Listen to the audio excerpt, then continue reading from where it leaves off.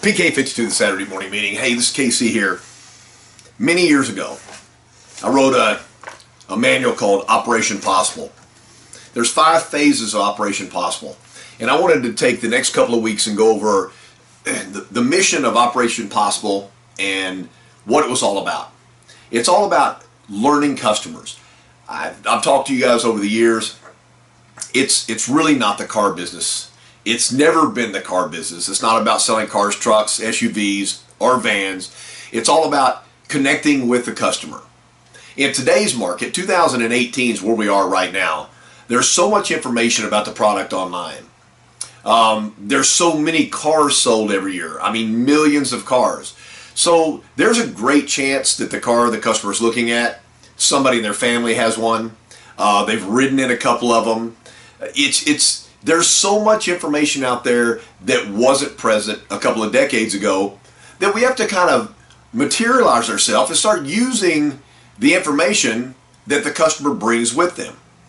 The best way to do that is a Socratic format. The teachings of Socrates. And I'm not going to waste a whole lot of your time, but in my opinion, one of the greatest problem solvers in the history of the earth. The funny thing about Socrates is he really never solved a problem. Socrates was a phenomenal listener. What he would do is somebody would travel, and put yourself in perspective, way back in the day, ancient Greece.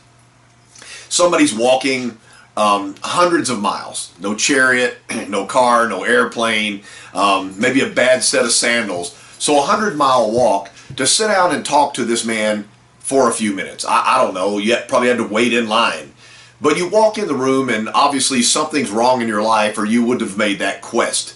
And you ask Socrates, you know, great Socrates, I've got so many problems.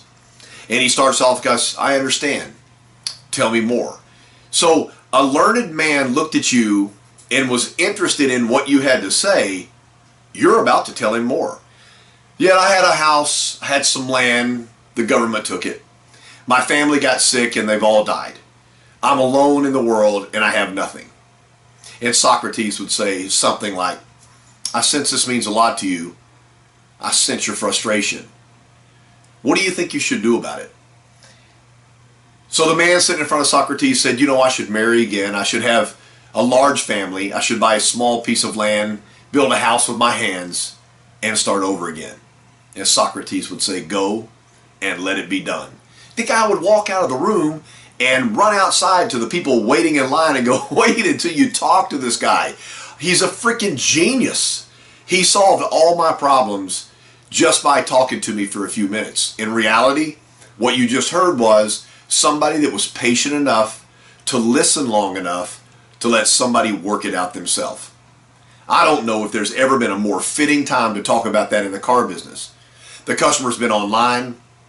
They've researched the car down to the exact car, the exact color, the exact trim level. They know the equipment on the car. They know the pricing of the car. And so now, why wouldn't they buy the car in the very first dealership they went to? Obviously, they know the price. Obviously, they know the car. What are we doing to increase the value of the car that they've already established in their mind? A lot of times the customer knows more about the car than the salesperson selling the car because they've researched that one car.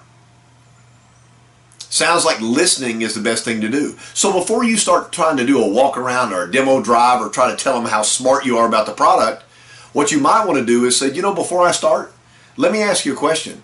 What is it about the product that interests you most? When they start talking is maybe at the end of a sentence when you think they're going to stop talking, you say, that's interesting, tell me more. Using the symbol and. And? If you say and to a customer and just stop talking, they're going to talk again. Could you give me an example which puts the customer in a power position of, let me tell you what I want?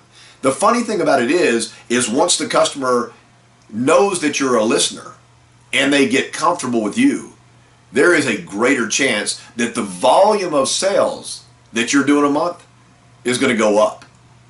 If you're working in a dealership and you don't have enough opportunities, you're in the wrong store. But if you're working in a dealership and you're closing at 20%, somehow, some way, miraculously, you're letting 80% of the customers that came to you to ask to look at a car, and you know they were interested in a car, they wouldn't have been there, you're letting 80% of those people leave. And I have people all the time want to argue the numbers with me, 20, 25. Guy told me one time he's a 35% closer. Well, you know what? That's still a 65% misser. It just seems like to me, if the customer's found the car and they're super comfortable with you and they know you're going to follow up and they know you're going to take care of them and they know you're different than everybody else, then you're closer to a car deal. So let's talk about the very first part of Operation Possible. And I'm going to get into it over the next couple of weeks. I'm going to do this in a two-part series. But this right here, it's all about investigation. Finding out the customer's needs and wants. A great person told me a long time ago, it's almost impossible to listen while you're talking. There's a rule of twos.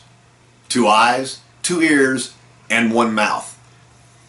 So in the car business, you should look and listen twice as much as you talk. So prior to the customer interaction, before we walk up to the customer, before we greet the customer with our salutation, however you do it, you notice what the customer drove to the dealership. You notice who they were with. You notice the color of the car, the condition of the car. So let's look at it right now. You're in a Toyota dealership. The customer comes in and it looks to be a 3, 4, or 5-year-old Chevy Malibu. I want to stop for a second. Let's talk. A Chevy Malibu.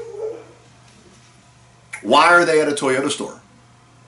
It seems to me like if they were super in love with their Chevy Malibu, that what they would do is immediately go back and look at another Chevy Malibu. I mean, they probably got $20,000 or $30,000 worth of rebate on that car, which makes it a better deal.